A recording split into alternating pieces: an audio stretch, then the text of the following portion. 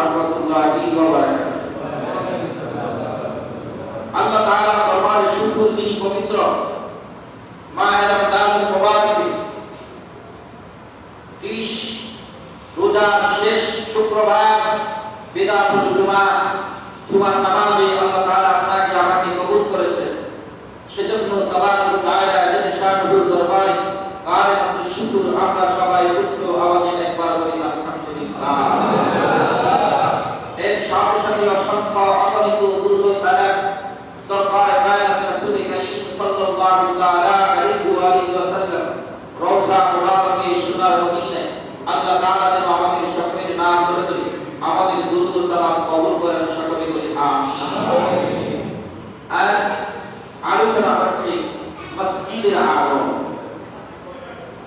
আমরা মসজিদ তৈরি করি, মসজিদ নির্মাণ করি, কিসের জন্য? এই মসজিদ হচ্ছে আল্লাহর ঘর। কার ঘর? আল্লাহর ঘর। এই মসজিদ আল্লাহ তাআলার ঘর। এই মসজিদে হেফাজত করি আমরা, হেফাজতের মালিক হলো আল্লাহ। এই মসজিদটা পবিত্র ঘর, এই মসজিদের সঙ্গে সম্পর্ক হবে না।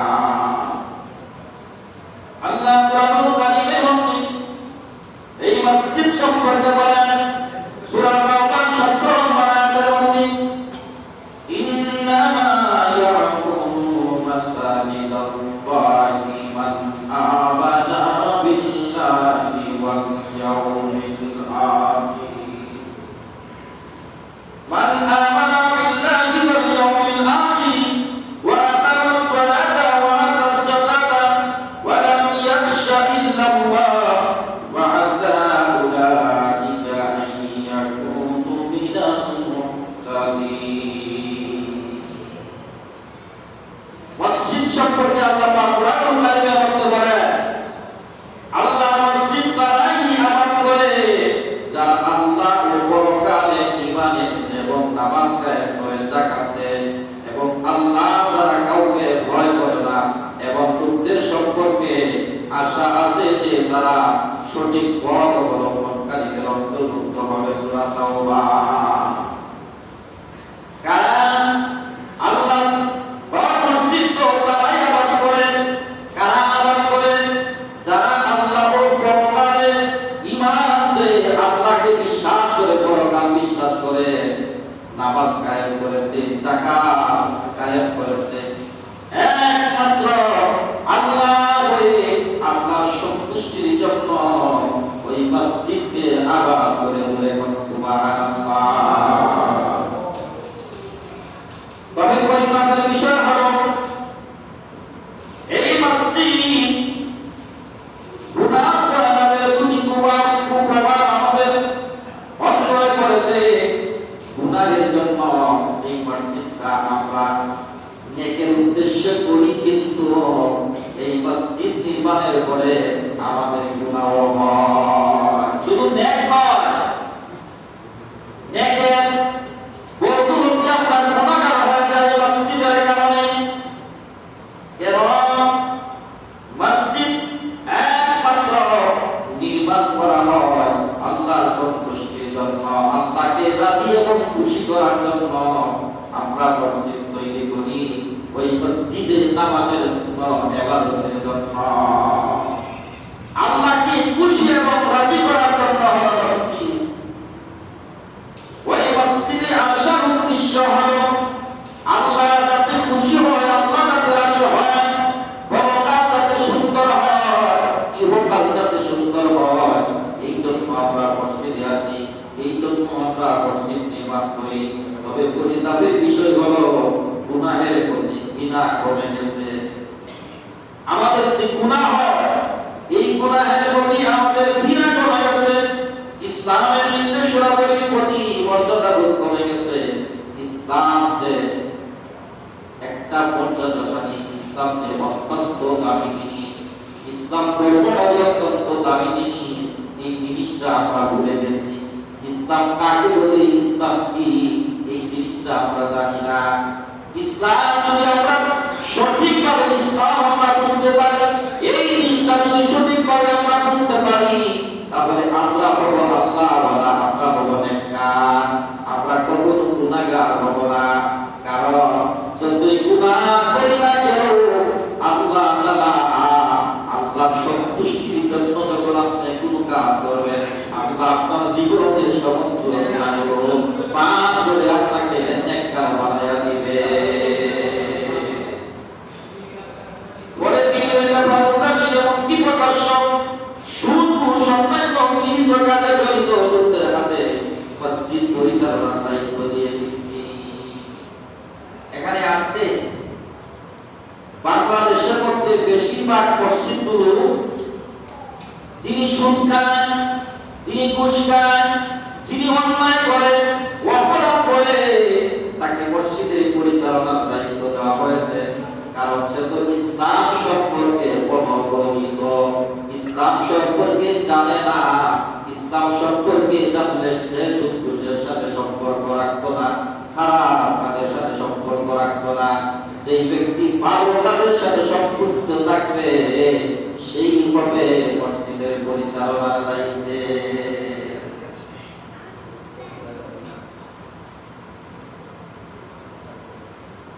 শুধুমাত্র ক্ষমতার কারণে আমরা মসজিদকে আমরা ছেড়ে দিই, ক্ষমতার কারণে মসজিদকে আমরা ছেড়ে দিই, অন্যের কারণে আমরা মসজিদকে ছেড়ে দিই না।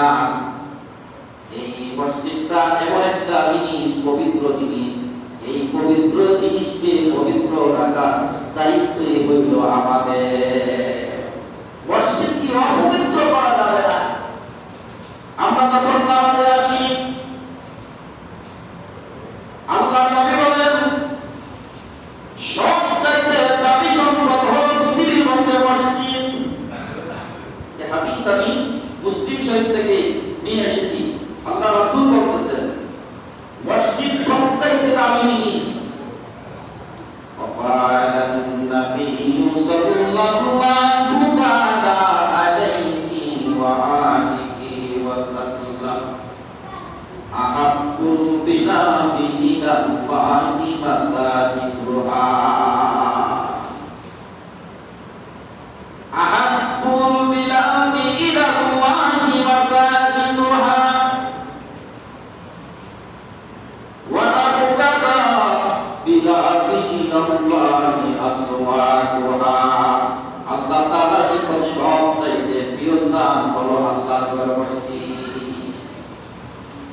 সবচাইতে প্রিয় স্থান, দামি স্থান হলো মসজিদ। আর সবচাইতে নিকৃষ্ট স্থান হচ্ছে আসওয়াকুহা, বাজার। সবচাইতে নিকৃষ্ট জায়গা হচ্ছে বাজার। আমরা মসজিদে আসলে আমাদের যন্ত্রণা শুরু হয়ে যায় মসজিদ থেকে কিভাবে বের হয়ে যায়।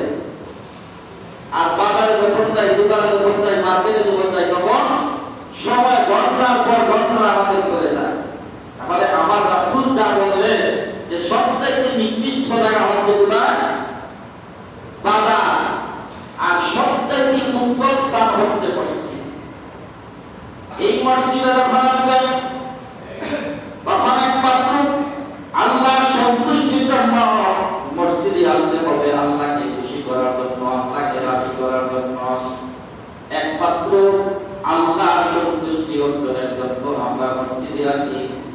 আর এই মসজিদ পবিত্রতা, মসজিদের পবিত্রতা রক্ষা করতে হবে। অনেকে দেখবেন শুক্রবার জুমার নামাজে আসে ময়লা কাপড় নিয়ে। এক শুক্রবার টুপি মাথায় লাগাইছিল, ওইটা মনে হয় এক বছরের মধ্যে পরিষ্কার করে না।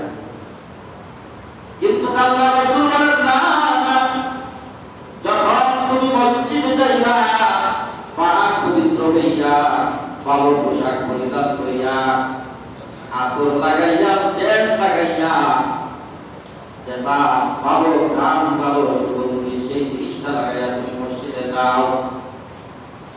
ভালো পোশাক পরিধান করে তুমি মসজিদে যাও।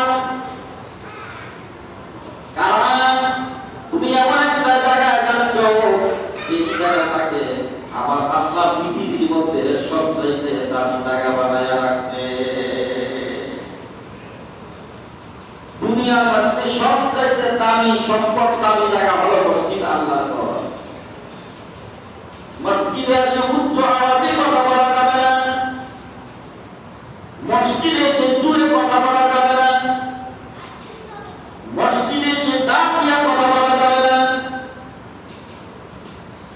মসজিদে এসে কাউকে ধাক্কা দেওয়া যাবে না। কারণ আল্লাহর নবী মুহাম্মাদুর রাসূলুল্লাহ সাল্লাল্লাহু তাআলা আলাইহি ওয়া আলিহি ওয়া সাল্লাম বলেছেন, হযরতে আবু হুরায়রা রাদিয়াল্লাহু তাআলা বর্ণনা করেছেন হাদিস, মসজিদে যখন আপনি যাবেন সর্বপ্রথম মসজিদে যাওয়ার প্রথম বলবে আমরা এখানে মসজিদে আসছি, আল্লাহর রহমতের ফেরেশতা মসজিদে এসে একটা টাইম নিয়ে বসে যায়, সুবহানাল্লাহ। উনার দপ্তর আল্লাহর রহমতের ফেরেশতা দপ্তর নিয়ে বসে গেছে মসজিদে। এই দপ্তর নিয়ে বসার কারণ হলো সর্বপ্রথম তিনি আল্লাহর মসজিদে প্রবেশ করবে,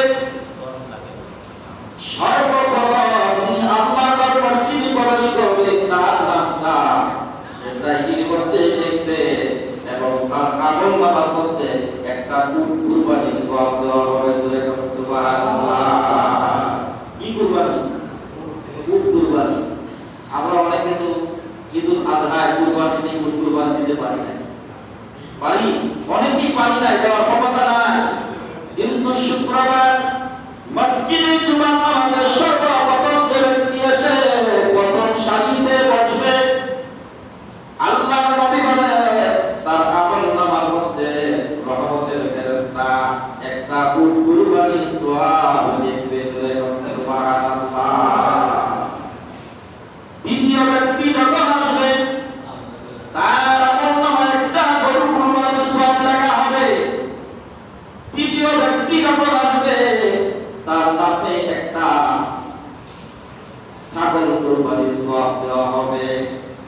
চতুর্থ নম্বরে যখন আসবে তার নামে একটা গরু সদকায়ের পরিমাণ সওয়াব দেওয়া হবে। পঞ্চম ব্যক্তি যখন আসবে তার নামে একটা ডিম সদকার সওয়াব দেওয়া হবে পুরুষের ডিম। এমনি ভাবে তাদের আমল নামার মধ্যে সওয়াব দিতে থাকবে। যখন ইমাম সাহেব মিম্বরে খুতবা দেওয়ার জন্য খুতবা হাতে নিবে, খুতবা দেওয়ার জন্য আমরা কিন্তু খুতবার সময় অনেকে একজন আরেকজনকে লাগায়া ধাক্কা দিয়া কথা বলি। দেখেন আল্লাহর রহমত, আল্লাহর ফেরেশতা এই মসজিদে আছে কি আছে নাই? আল্লাহর নবী বলেন মসজিদে ফেরেশতাগুলো আসে আর ওই ফেরেশতা দপ্তরে দেখতে থাকে। যখন ইমাম সাহেব খুতবা দেওয়া শুরু করবে তখন দপ্তর বন্ধ হয়ে যাবে। এবং আমরা অনেক সময় দেখা যায় খুতবা শুরু হয় আমরা মসজিদে আসি, অথবা খুতবা শেষ হয়ে যায় আমরা মসজিদে আসি। তাহলে বলেন দপ্তর বন্ধ হয়ে গেল, এখন কি আপনার নাম লিপিবদ্ধ হবে? খুতবা শেষে যে আসছে, খুতবা শেষে আসছে আপনার নাম তো আর দপ্তরে লিপিবদ্ধ হয় না। কারণ ওই মুহূর্তে আল্লাহর রহমতের ফেরেশতা খুতবা শোনার জন্য বসে যায়। তখন তিনি আপনার আমার সাথে খুতবা শোনার জন্য বসে যান, খুতবা শুনতে থাকে। এই জন্য প্রতিযোগিতা যদি করতে হয় সবার আগে কে মসজিদে আসবে প্রথম সারিতে বসার জন্য, সবার আগে তিনি আসবে। তিনি হলেন আল্লাহর কাছে অত্যন্ত দামি এবং তার আমল নামার মধ্যে একটা উট কুরবানির সওয়াব দেওয়া হবে। আমাদের মধ্যে এই প্রতিযোগিতা নাই। আমরা যত পিছনে পড়তে পারি ততই আমাদের কাছে ভালো লাগে, কিন্তু প্রথম আসলে যে সওয়াব বেশি এই জিনিসটা আমরা জানি না। তাহলে প্রথম শুক্রবার জুমার নামাজে প্রথম আসতে হবে, প্রথম সারিতে বসতে হবে, সুন্দর পোশাক পরিধান করে আসতে হবে, ভালোভাবে শুক্রবারের জন্য একটা পাঞ্জাবি এটাকে ইস্ত্রি দিয়া সুন্দর করে একটা টুপি রাখবেন, একটা রুমাল দিলে তাকে আরো ভালো হয়।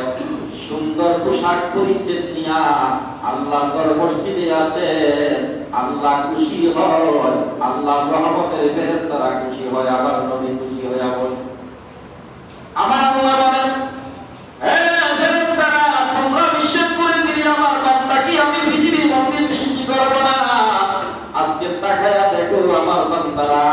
কত সুন্দর। শুক্রবার এসেছে, সকাল সকাল তারা গোসল করে আল্লাহর মসজিদের উদ্দেশ্যে তারা রওনা দিয়েছে। মসজিদে চলে যায়, তোমাদেরকে আমি সাক্ষী রাখলাম, আমার বান্দার জীবনের সমস্ত গুনাহগুলো মাফ করে আমি তাকে জান্নাতি বানায়া দিলাম। আল্লাহ যদি আপনাকে আমাকে ক্ষমা করে দেয়, কারো কি কোনো সাধ্য আছে কেন আপনি ক্ষমা করবেন? বলার কোনো ক্ষমতা আছে কারো? একমাত্র আল্লাহ। তিনি কারো মুখাপেক্ষী নয়, তিনি কাউকে সুদ দিতে হয় না, গুণ দিতে হয় না, কাউকে তোয়াক্কা করতে হয় না। তিনি হলেন আল্লাহ, তিনি হলেন মালিক, তিনি হলেন মালিক। তিনি চাইলে আপনাকে জান্নাতও দিতে পারেন, আবার চাইলে আপনাকে জাহান্নামও দিতে পারেন। তিনার সব তিনার, তিনি যা চাইবে তাই হবে। একমাত্র অধিকার হলো আল্লাহ। আল্লাহর চাইলে পৃথিবীর মধ্যে, সৃষ্টি জগতের মধ্যে আর কারো অধিকার নাই। তিনি বলেন আপনার আমার মালিক।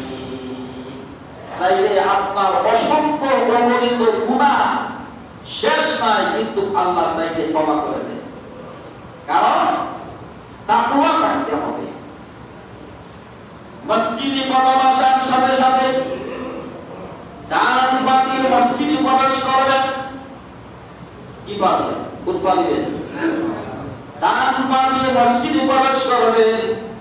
আসসালাতু ওয়াসসালামু আলাইকা সাইয়্যিদি ইয়া রাসূলুল্লাহ, ওয়াসসালাতু ওয়াসসালামু আলাইকা সাইয়্যিদি ইয়া হাবিবাল্লাহ, আল্লাহুম্মা ইফতাহলি আবওয়াবা রাহমাতিক। এই দোয়াটা বলে ডান পা দিয়ে মসজিদে প্রবেশ করবেন। মসজিদে প্রবেশ করে 2 রাকাত তাহিয়াতুল ওযু সুন্নাত 2 রাকাত নামাজ আদায় করবেন। কয় রাকাত? 2 রাকাত তাহিয়াতুল ওযু নামাজ আদায় করবেন। অনেকে ওযু বাড়িতে করেন, বাসায় করেন। বাসায় যখন ওযু করবেন তখন বাসার ভিতরে, ঘরের ভিতরে 2 রাকাত তাহিয়াতুল ওযু নামাজ আদায় করবেন।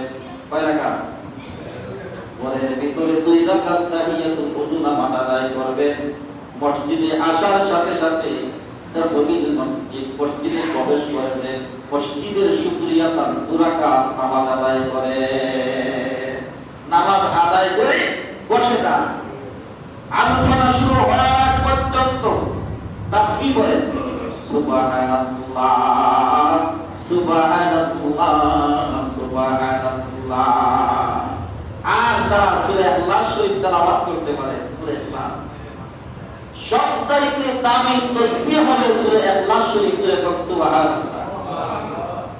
আল্লাহর নবী বলেন,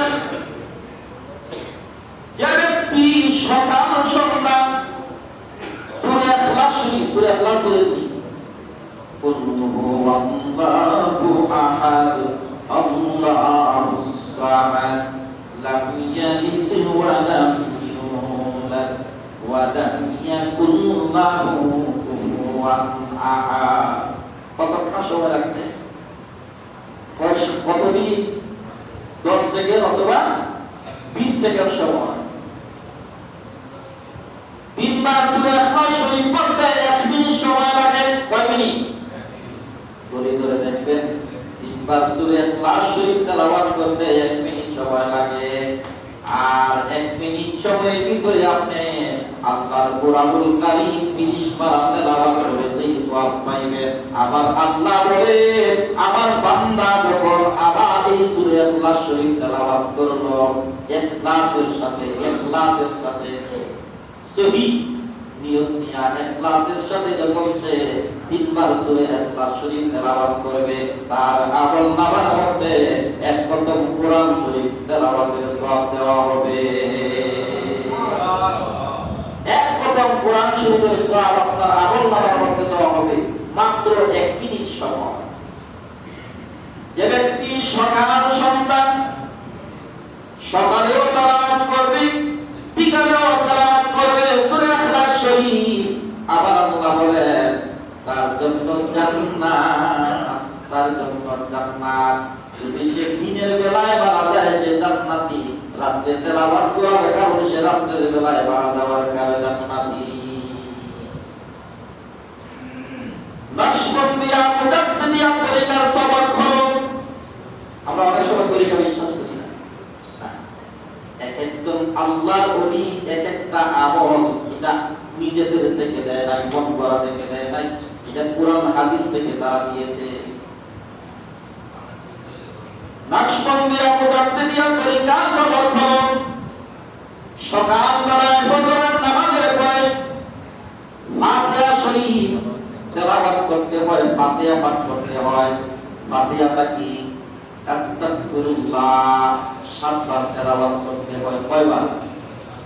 আস্তাগফিরুল্লাহ রাব্বি মিন কুল্লি যামবিন ওয়া তুবু ইলাইহি।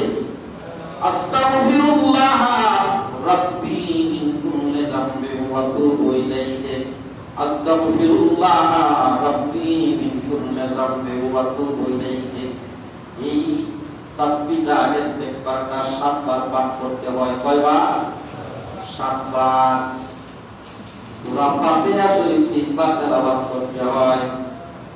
আলহামদুলিল্লাহি রাব্বিল আলামিন আর রাহমানির রহিম মালিকি ইয়াউমিদ্দিন ইয়্যাকা না'বুদু ওয়া ইয়্যাকা নাস্তাঈন ইহদিনাস সিরাতাল মুস্তাকিম সিরাতাল লাযীনা আন'আমতা আলাইহিম গায়রিল মাগদুবি আলাইহিম ওয়ালাদ-দাল্লিন।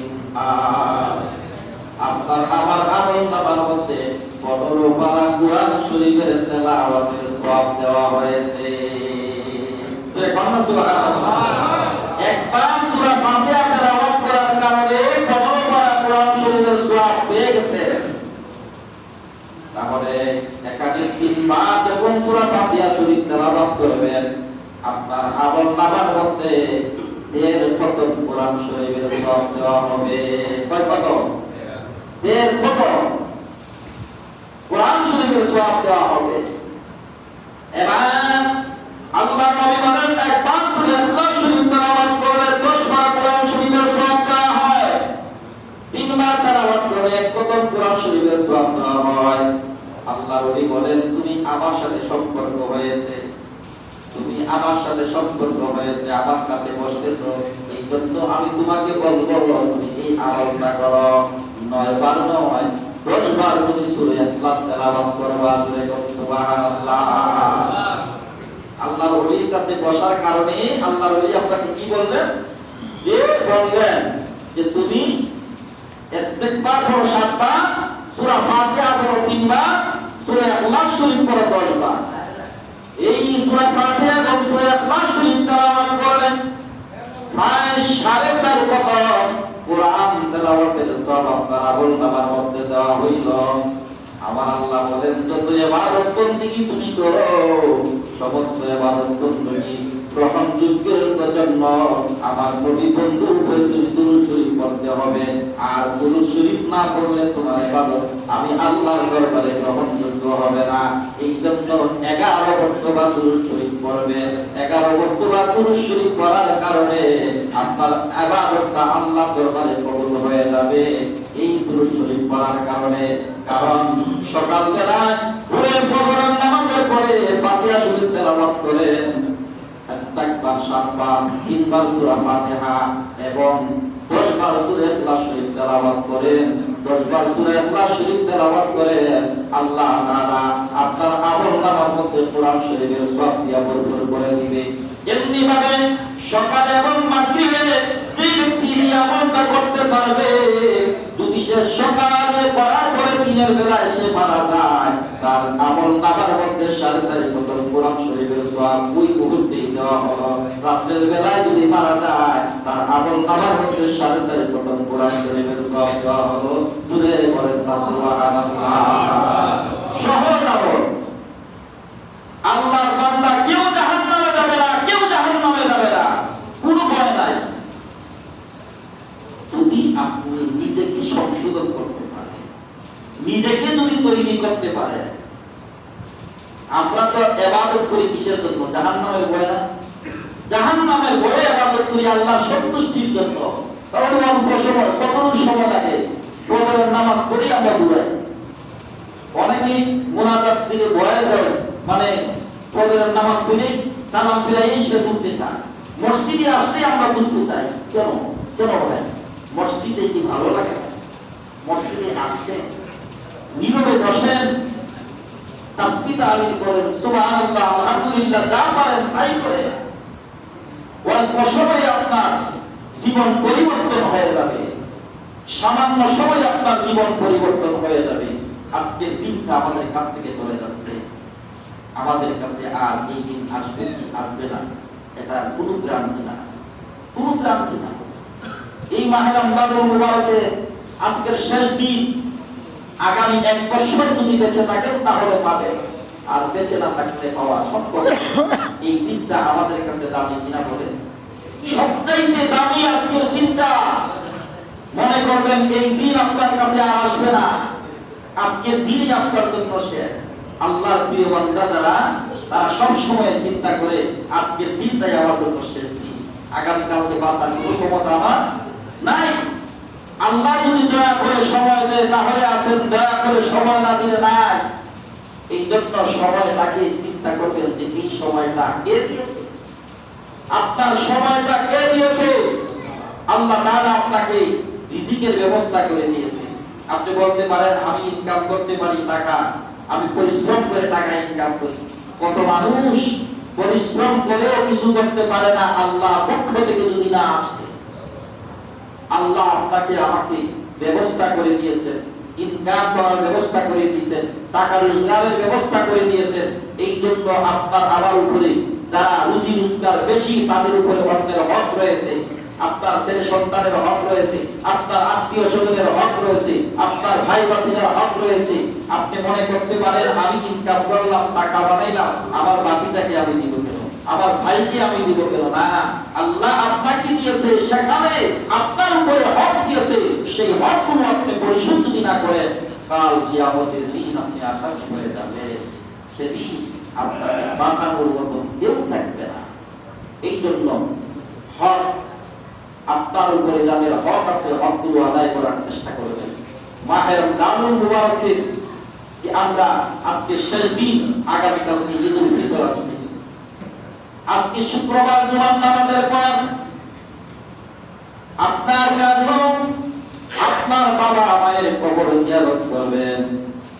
ঈদুল ফিতরের দিন আপনি বলে এরকম যাইবেন যে দেখবেন আপনার বাবা নাই, গতবার আপনার বাবা ছিল, আপনার মা ছিল, আজকে অন্ধকার হয়ে গেছে, ঘর খালি হয়ে গেছে, ঘরের মধ্যে ভাড়া জরুরি বসা ছিল, মা বাবা ছিল, বাবা নাই। ওই বাবাকে সালাম করতেন যাইয়া, মাকে সালাম করতেন যাইয়া, আজকে মা নাই, বাবা নাই। মসজিদ থেকে ঈদগাহ থেকে নামাজ পড়ার সাথে সাথে কবরস্থানে চলে যান, বাবার কবরের পাশে দাঁড়ায়া বলেন আসসালামু আলাইকুম ইয়া আহলাল কুবুর। আপনার বাবার কবরের পাশে দাঁড়ান, আপনার মায়ের কবরের পাশে দাঁড়ায়া চোখের পানিগুলো ছেড়ে দিয়া কাঁদবেন আর বলেন আল্লাহ, গতবার আমার বাবা মা আমার সঙ্গে ঈদ করেছিল, আজকে নাই, আজকে আমার মা বাবা নাই। আল্লাহ, আমার বাবা মা অন্ধকার কবরে 1 বছর হয়ে যায়, আমার বাবা মার সাথে আমার কোনো দেখা নাই, সাক্ষাৎ নাই, জানি না কোন হালতে আছে। রাব্বির হামহুমা কামা রাব্বায়ানি সগীরা। সূরা ফাতিহা শরীফ তেলাওয়াত করবেন 3 বার, সূরা ইখলাস শরীফ তেলাওয়াত করবেন 3 বার, দুরূদ শরীফ পড়বেন, পরে আল্লাহর দরবারে মোনাজাত দিবেন আর বলবেন রাব্বির হামহুমা কামা রাব্বায়ানি সগীরা। আবার আল্লাহ বলবেন, ও বান্দা তুমি তুমি নেক সন্তান তুমি জমিনে রেখে আসছো, তোমার সন্তান তোমার কবরের পাশে দাঁড়াইয়া তোমার কবর জিয়ারত করতেছে, তোমার জন্য দোয়া করতেছে। আমি আল্লাহ তোমাকে ক্ষমা করে দিলাম, তোমার সন্তানকেও ক্ষমা করে দিলাম। সূরা কন্যা সুবহানাল্লাহ। কিন্তু আমরা ভালো কবর জিয়ারত করি। আজকে শুক্রবার জুমার নামাজের উপর অনেকেই দূর যাইতে পারেন না, ঈদের দিন দেয়া করবেন। আল্লাহ রাসূল সাল্লাল্লাহু আলাইহি ওয়াসাল্লামকে সাহাবী প্রশ্ন করলেন, ইয়া রাসূলুল্লাহ, আমি তো অনেক দূর আমার মা বাবা কবর, চাই বলে 4 দিন 5 দিন 10 দিন 15 দিন লাগবে যাইতে, আমি কি করব? আল্লাহ রাসূল বলেন, ও আমার সাহাবী, তুমি যেখানেই থাকো না কেন তোমার বাবার জন্য সূরা ফাতিহা শরীফ তেলাওয়াত করো, সূরা ইখলাস শরীফ তেলাওয়াত করো, দুরূদ শরীফ তেলাওয়াত করে ওই কাম থেকে তোমার বাবার জন্য তুমি দোয়া করো, আল্লাহ তোমাকেও ক্ষমা করে দিবে, তোমার বাবাকেও ক্ষমা করে দিবে।